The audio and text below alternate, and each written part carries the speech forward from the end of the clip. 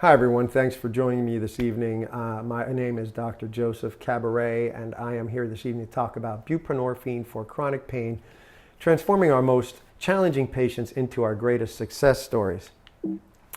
I have nothing to disclose today, other than the fact that I'm board certified in anesthesiology, pain medicine, and addiction medicine. I'm the founder and CEO of my own interventional pain practice. I'm president and lifetime director of the California Society of Interventional Pain Physicians and senior advisor at the Pacific Spine and Pain Society. I'm also an instructor for fluoro and ultrasound guided interventional techniques for the American Society of Interventional Pain Physicians, and I'm the co-author of the book Essentials of Regenerative Medicine, a textbook from ACIP.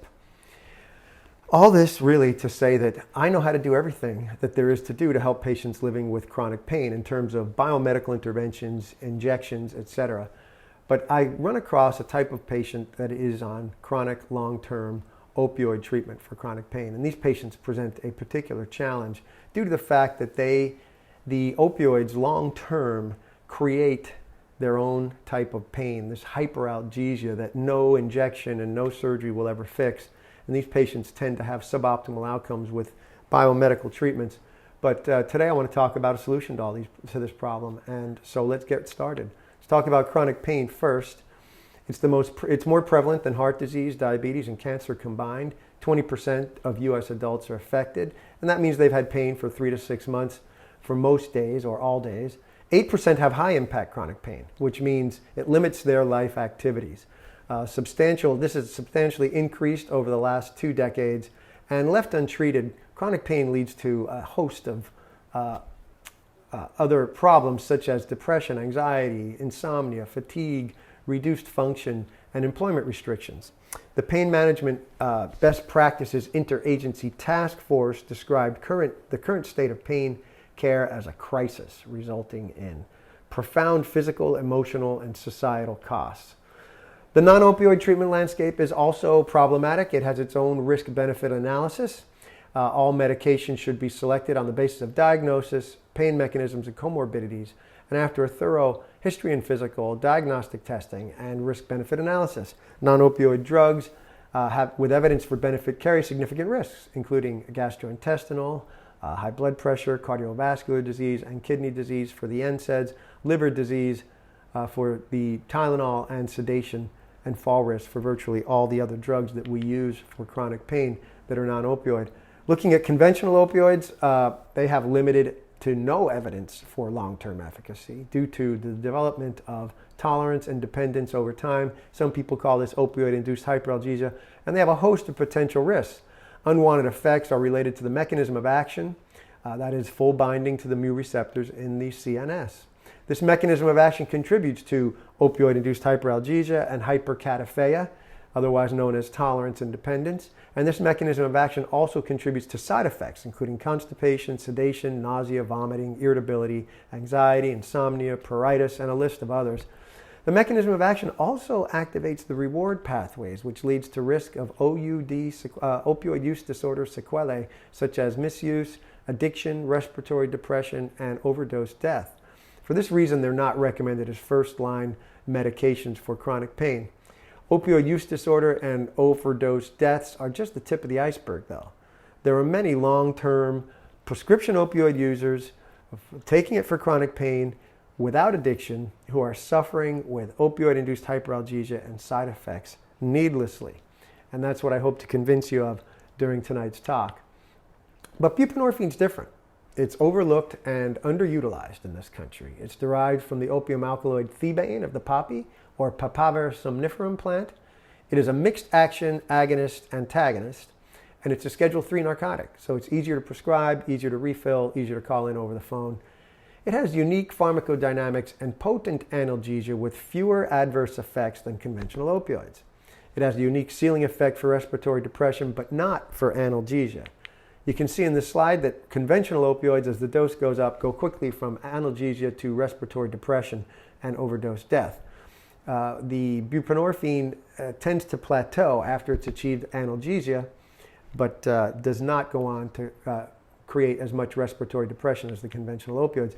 We think this is due to its mixed agonist, to its mixed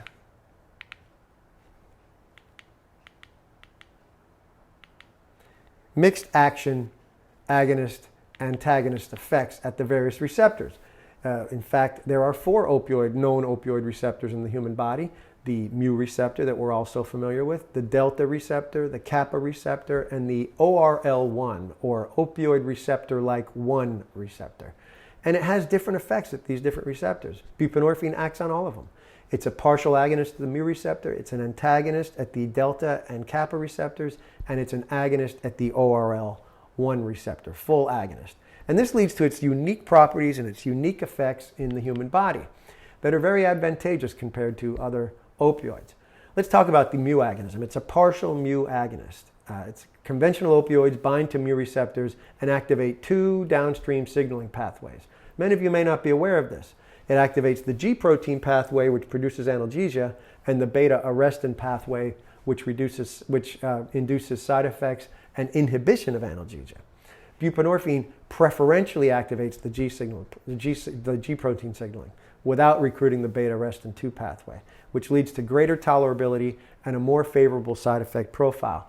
Buprenorphine also facilitates migration of mu receptors to cell membranes, thereby enhancing analgesia.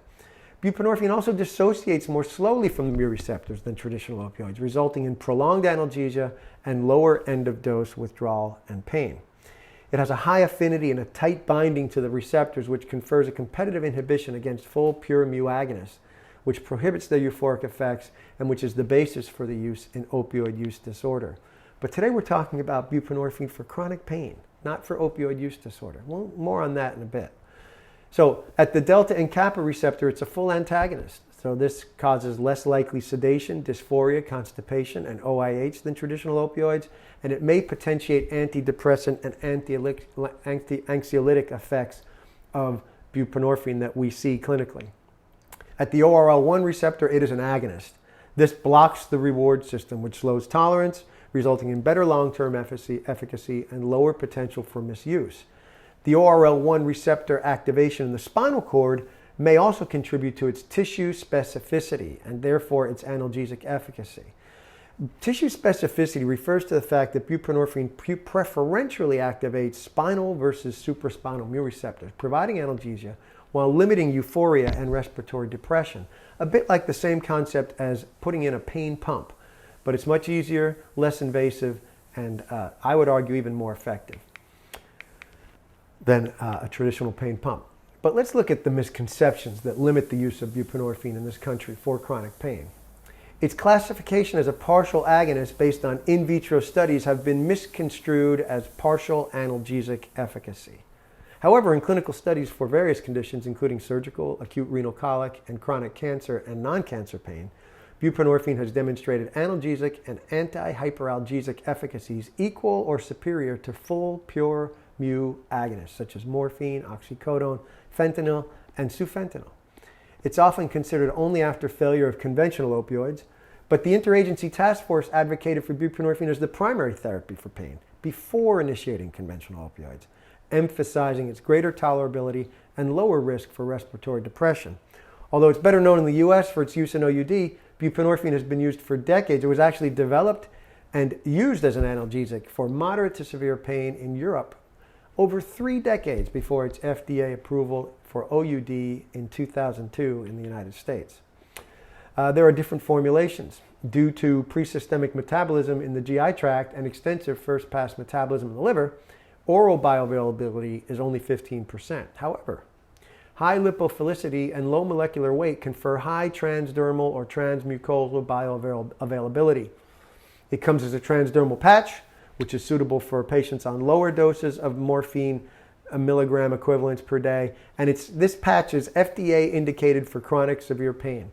It also comes as a buccal film. You put it into your cheek. This can be used for patients on higher doses of morphine milligram equivalents per day. And it is also FDA indicated for chronic severe pain. We're all more familiar with the sublingual formulations, which are suitable for any morphine milligram equivalent per day, and it's used. It can be used off-label for pain, and it is FDA indicated for opioid use disorder, which requires a DEA X license, a Data 2000 waiver to prescribe for OUD.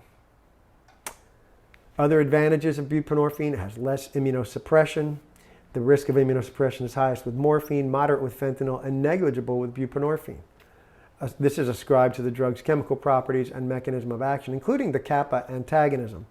It has less constipation. This is based on low quality evidence, but also does not seem to cause sphincter of Oddi spasm. And the more uniform blood levels that we get due to the long half-life may also be advantageous in avoiding opioid-induced constipation. Let's look at buprenorphine in specific populations now, specifically patients with cancer pain, neuropathic pain, older adults, and impaired renal function. These are particularly challenging patients for us to manage opioids.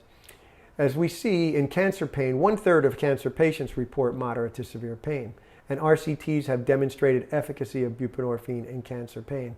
Transdermal, sublingual, and buccal formulations are especially useful for patients who cannot swallow and who have chemotherapy-related nausea and vomiting.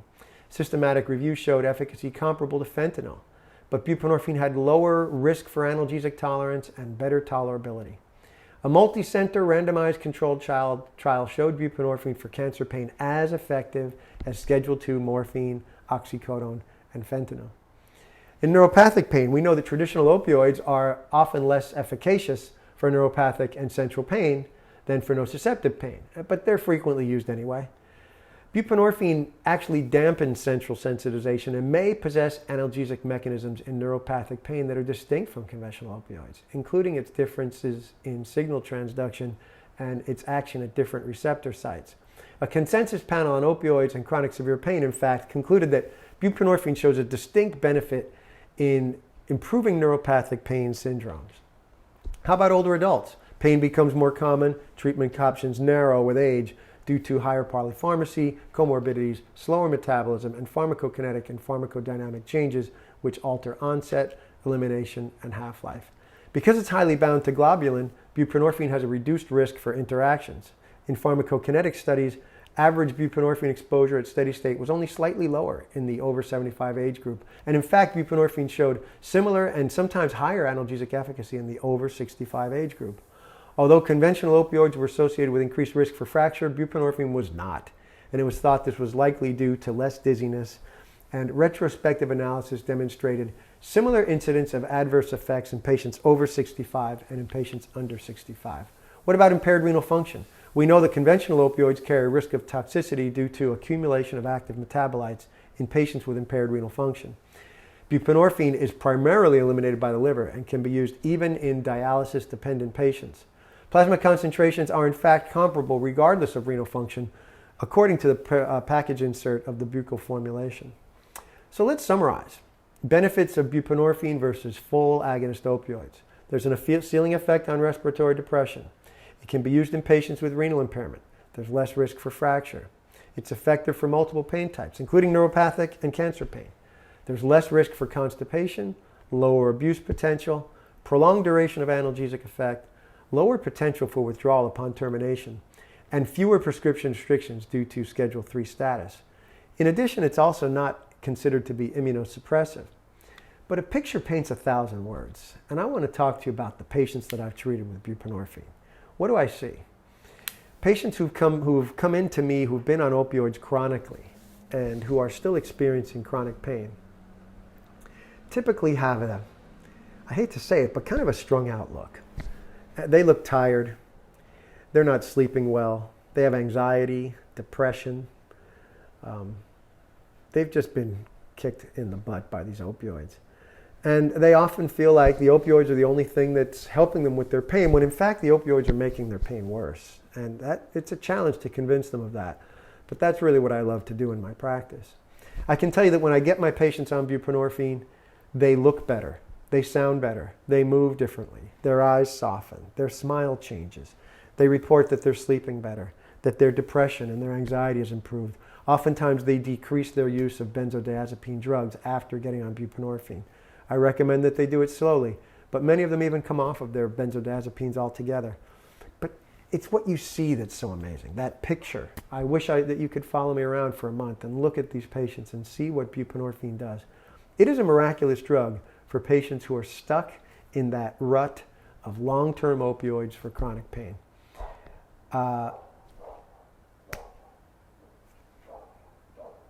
I got to figure out the end. Thank you.